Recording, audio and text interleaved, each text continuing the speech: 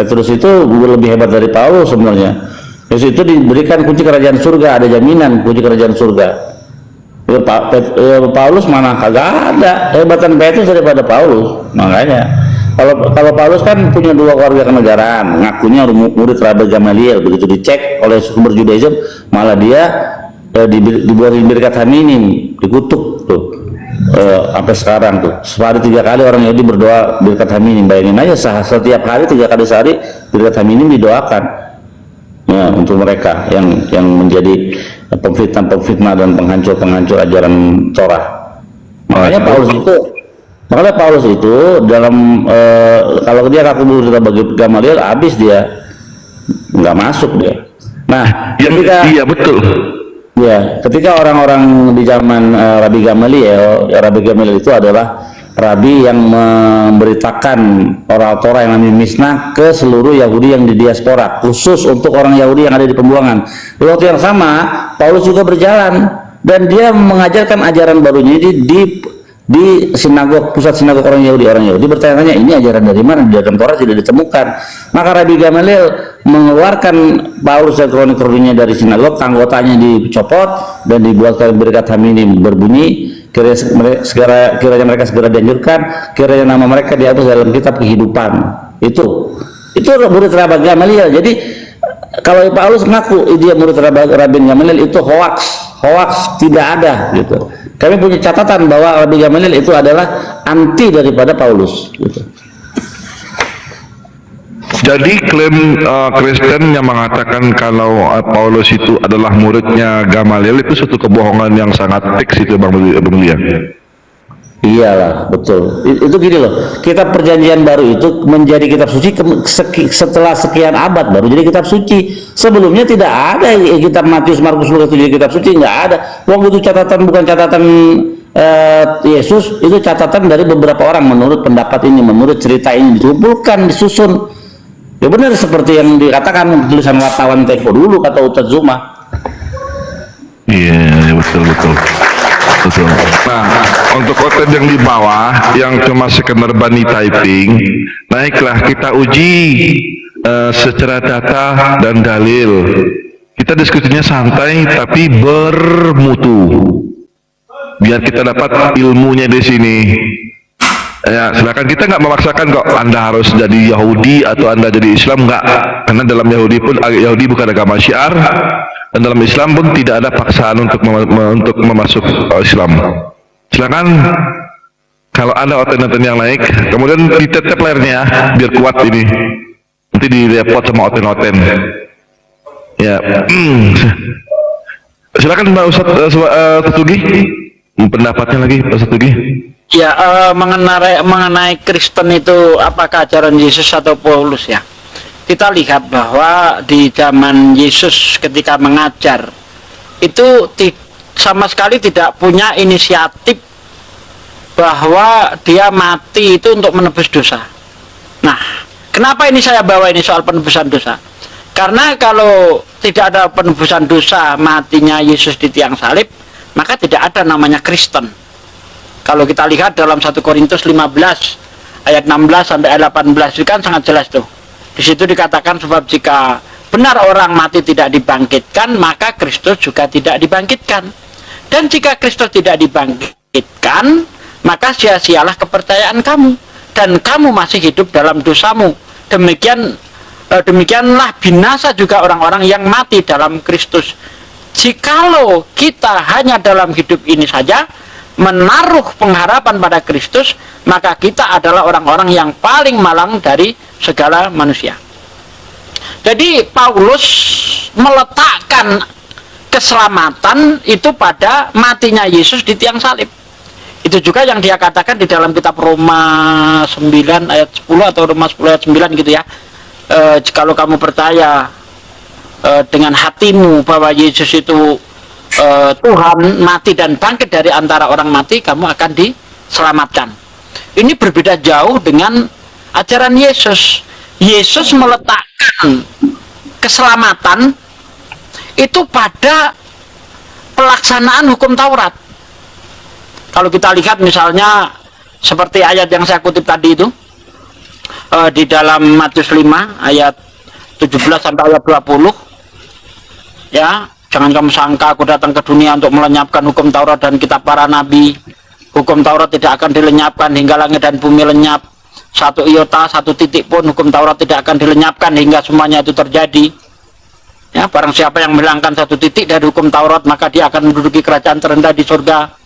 Barang siapa yang mengajarkan hukum Taurat kemudian barang siapa yang menjalankan hukum Taurat kemudian mengajarkan kepada orang lain, dia akan menduduki kerajaan tertinggi di dalam kerajaan surga.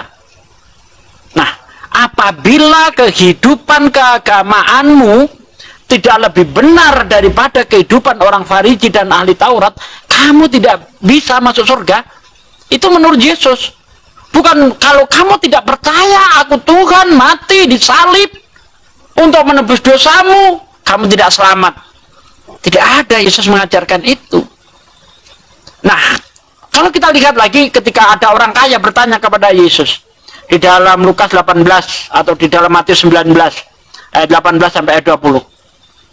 Orang kaya bertanya kepada Yesus, guru yang baik, woi, perbuatan apa? Nah, ini perbuatan yang ditanyakan. Bagi Kristen perbuatan itu seperti kain kotor, nggak ada gunanya. Tetapi ketika ada orang kaya bertanya kepada Yesus, guru yang baik, perbuatan apa yang harus aku lakukan supaya mendapatkan hidup yang kekal? Dijawab oleh Yesus, mengapa kamu berkata aku baik? Tidak ada yang baik kecuali hanya Allah saja. Jika kamu ingin mendapatkan hidup yang kekal, percaya aku disalib. Oh, enggak seperti itu. Jika kamu ingin mendapat surga, mendapatkan hidup yang kekal, apakah kamu tidak tahu perintah Tuhan? Jangan membunuh, jangan bersaksi dusta, hormati orang tuamu, kasih sesamamu, seperti kamu mengasihi dirimu sendiri. Dijawab oleh orang kaya itu, hal itu sudah aku lakukan sejak masa mudaku. Oh, kalau begitu kurang satu lagi, kata Yesus. Percaya aku disalib, bos, beres kau. Masuk surga kau, percaya aku disalib menebus. Ternyata ngeprank. Enggak juga. Bukan itu yang diajarkan Yesus. Jual hartamu, lalu kamu bagi-bagikan kepada orang-orang miskin, maka kamu akan mendapatkan harta di surga. Dan setelah itu ikutlah aku. Karena orang kaya itu sangat mencintai hartanya, maka dia pergi dengan sedih. Apa kata Yesus? Lebih mudah unta masuk ke lubang jarum daripada orang kaya masuk surga. Yesus sama sekali tidak membahas tentang penyaliban, tentang penebusan dosa, enggak. Justru Yesus menekankan, mengarahkan manusia itu kembali ke ajaran Musa, balik ke ajaran Musa. Karena Yesus tidak bawa hukum baru. Beda. Musa bawa hukum baru, Yesus nggak bawa hukum baru. Kedatangan Yesus meneruskan apa yang diajarkan Musa. Bahkan kalau kita lihat di dalam Matius 7 ayat 21, bukan setiap orang yang berseru kepadaku Tuhan, Tuhan akan menduduki kerajaan surga, melainkan mereka yang menuruti kehendak Bapakku yang di surga. Di ayat mana Bapak berkehendak Yesus mati di tiang salib untuk menebus dosa? Tidak ada. Justru Tuhan itu menginginkan supaya manusia itu taat terhadap aturan-aturan Taurat. Seperti yang tertulis di dalam kitab Yeremia 31 ayat 31 sampai ayat 36, dibaca itu baik-baik. Tuhan akan mengadakan perjanjian baru dengan orang Israel, akan memasukkan hukum Taurat ke dalam hatinya. Jadi disuruh kembali ke sana dia. Bukan justru hukum itu dihilangkan ya dengan matinya Yesus di tiang salib seperti yang diajarkan Paulus di dalam Efesus 2 ayat 15 itu. Tidak seperti itu. Ya. Kristen ini apa ya? Nggak ada hubungannya dengan para nabi, tapi menempelkan dirinya dengan ajaran para nabi, tapi merusak ajaran para nabi. Itu yang saya tahu. Oke. Sebetulnya begini, ya. Paulus itu dia nggak percaya diri. Ketika ingin membuat agama baru, dia tetap ada di bawah bayang-bayang Yesus. Jadi akhirnya apa yang diajarkan Yesus dia rusak lewat apa yang disebut soteriologi salib ya, dimana dia membangun itu mulai dari Roma 5:12 sampai 19 itu yang dosa hukuman yang terus menjalar kepada semua orang. Jadi begitu orang lahir sudah menjalar kemana-mana, itu berpusat pada Roma 5:12, 19. Cikal bakalnya kekristenan dibangun dari situ oleh Paulus. Tapi kan kita bisa lihat di kitab Kejadian ya, di Kejadian 3 itu 3:14 ya, Kejadian 3:18, Kejadian 3:17, itu semua dosa-dosa yang dilakukan oleh si ular sudah diselesaikan, yang perempuan sudah diselesaikan, yang manusia itu Hawa sudah diselesaikan, sudah nggak ada dosa lagi. Lemak yang dosa mana, orang sudah menerima hukumannya masing-masing. Cuman kan kekristenan nggak meneliti ke situ. Artinya apa? Ketika Roma 5:12 sampai 19 ini ditawarkan oleh Paulus, mereka menerima saja. Padahal dosa itu sudah diselesaikan, dihukum menurut apa yang dilakukannya masing-masing. Artinya apa ya? Sudah nggak ada dosanya, orang sudah dihukum kok, sudah menerima hukumannya. Tapi yang paling asik memang ya, kalau dalam konsep teos, Kristen itu macam-macam ya, ada Tritunggal, ada Tunggal, ada Tunggal itu bukan Oneses ya, yang Tauhid maksud gue, ada Oneses, terus nanti Mormon itu remang-remang gue agak lain, tapi dia bukan Tritunggal. Artinya dalam konsep teos kekristenan itu memang campur aduk, terpecah. Yang gue heran kadang-kadang, dalam konsep keselamatan yang disebut soteriologi itu mereka percaya semuanya, dari Kristen aliran apapun percaya terhadap soteriologi salib yang dibangun Paulus, padahal itu dogma. Itu dogma yang dibangun Paulus dalam membangun kekristenan gitu loh. Gue juga heran kenapa bisa percaya semua ya. Satu-satunya yang tidak percaya itu bukan institusi tapi sosok personal, yaitu Yohanes Rahmat. Setelah dia berhasil dalam mengambil pendidikannya gelar doktor di Leiden ya, terus dia pulang ke Indonesia, dia menyusun membedah soteriologi salib, sebuah pergulatan orang dalam. Memang Yohanes Rahmat ini sesuatu yang harus kita akui, dia punya keberanian. Jadi dia nggak silau jabatan, dan akhirnya bentar Bang Subandi, kok Ustaz Sugi keluar? Ustaz Sugi, mohon diajarkan permintaan lagi Ustaz Sugi. Ini ya? Bentar kali. Kebental ya, Ustaz Sugi. Waduh, kok kebental ya? Lanjut Ustaz Subandi. Ini ada destroyer ini. Destroyer, selamat malam. Assalamualaikum kalau Anda Islam. Oke, waalaikumsalam warahmatullahi wabarakatuh. Islam ya? Islam Ya, apa Kristen, saya Bang? beragama. Waduh, sorry Bang, kalau di sini kita beragama, Bang, lintas agama. Kalau Abang nggak punya agama, saya turun ya.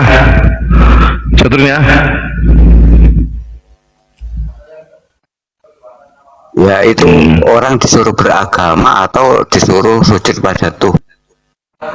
Iya, enggak mana ada. Ustaz Tugi ke Pental ya?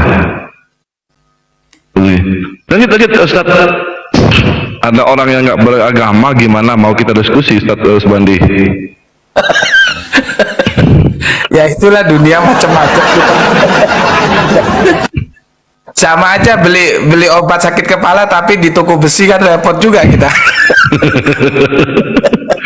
Di sini lintas diskusi lintas agama. Kebetulan ada Bang Billy di sini. Kita diskusi mengenai kitab Torah menurut Yahudi, menurut Kristen, dan sanggahan terhadap ketuhanan Yesus menurut Islam. Jadi klop. Nah, kalau ada Kristen, kalau ada orang yang tidak beragama, apa yang mau didiskusikan? Nah, silakan yang Kristen naik, santun, kita berdiskusi, berwibawa. Silakan tenang di bawah. Lanjut Ustaz Subandi. Oke, saya lanjutkan. Saya ulangi lagi supaya bisa nyambung. Jadi dari konsep konsep ketuhanan atau teos itu memang di dalam internal Kristen itu kan terjadi macam-macam perbedaan ya. Yang kita heran itu dalam konsep keselamatan mereka sama, semua itu menerima konsep keselamatan yang dogmanya dibangun oleh Paulus ya, bahwa mereka menerima soteriologi salib. Jadi pusat keselamatan itu ada di salibnya Yesus itu. Ketika mereka tersalib, ketika Yesus tersalib itu untuk menebus dosa-dosa mereka. Itu semua kompak gitu, nggak ada perbedaan kan kita juga kadang kenapa bisa begitu tajam ya dogma Paulus. Cuman ada satu, ini bukan institusi, ini pribadi, satu orang saja, yaitu pendeta Yohanes Rahmat. Ketika dia ngambil doktor di Leiden di Belanda, dia sudah nggak percaya yang namanya soteriologi salib, dan dia bilang itu nggak menghargai manusia, karena sekeras apapun usaha manusia itu untuk meraih keselamatan, kalau tidak percaya dengan penebusan dosa Yesus itu dikatakan tidak terselamatkan. Berarti kan upaya manusia tidak dihargai. Itu yang dikritik oleh pendeta Yohanes Rahmat. Maka dia menulis membedah soteriologi salib ya, sebuah pergulatan orang dalam. Jadi dalam pemikiran pendeta yang satu ini yang cukup bergengsi ya, karena dia sudah nggak begitu peduli. Akhirnya kan dia dipersona non grata kan. Dia nggak peduli dengan gelar-gelar pendeta, dengan apa-apa, dia nggak peduli. Apa yang dia yakini dia perjuangkan dan dia diskusikan begitu ya. Dia sebagai orang Kristen yang sudah tidak percaya dogma itu. Ini cuman sampai sekarang nggak ada gayung bersambut, cuman dia aja. Jadi hebat bener ini pendeta ini, dia nggak percaya lagi ya. Dia menawarkan keselamatan itu adalah dengan cara soteriologi logos, mengikuti firman Yesus, mengikuti firman yang difirmankan Yesus. Jadi bukan Yesus itu firman, tapi apa yang disampaikan Yesus, apa yang dikatakan Yesus. Jadi begitulah dalam kekristenan tentang keselamatannya ya. Dan juga kalau kita lihat ya ke depan tadi sudah selesai kok. Adam sudah dapat hukuman, Hawa sudah dapat hukuman, ularnya juga sudah gitu.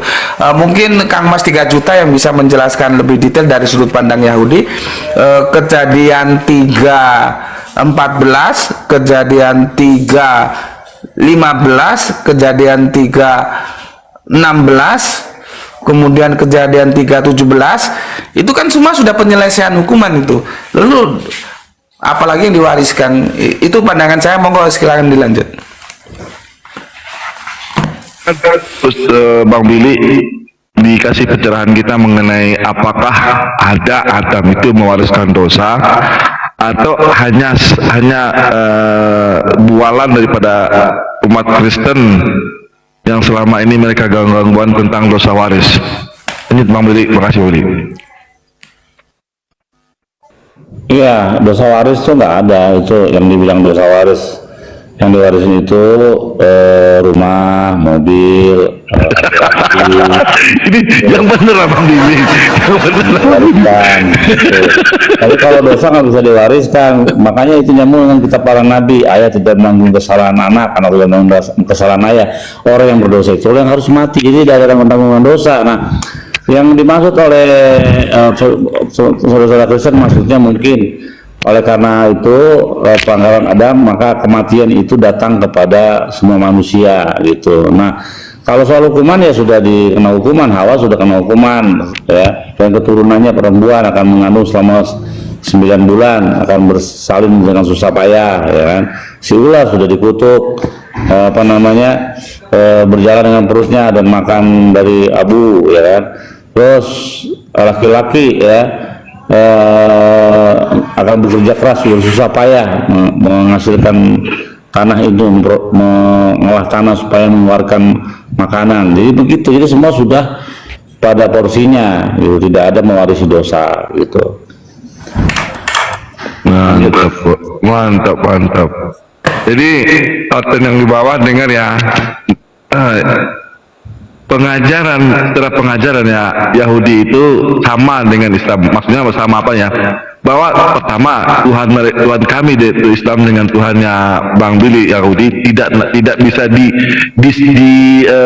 dibanding-bandingkan dengan sesuatu yang ada di muka bumi ini. Dan kemudian pemahaman Yahudi tentang dosa waris itu adalah nonsens. Itu adalah bualan gereja.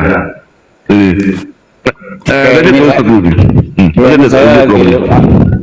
saya lagi ada di buku Rabi Taufia Rabi saya ini, dan dia mengambil ada beberapa sarjana Kristen besar ya dalam bukunya Ready Defense oleh sarjana Kristen yang terkemuka bernama Dr. Charles Caldwell Ryrie dan evangelis Josh McDowell. Nah, ini penting nih.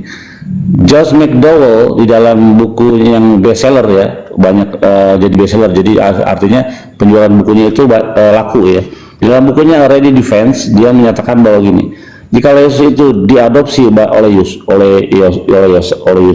Joseph, kalau Yesus diadopsi oleh Joseph, he would not have been able to claim the legal right to the throne of David. Maka dia tidak bisa mengklaim secara legal hak dari tahta Daud.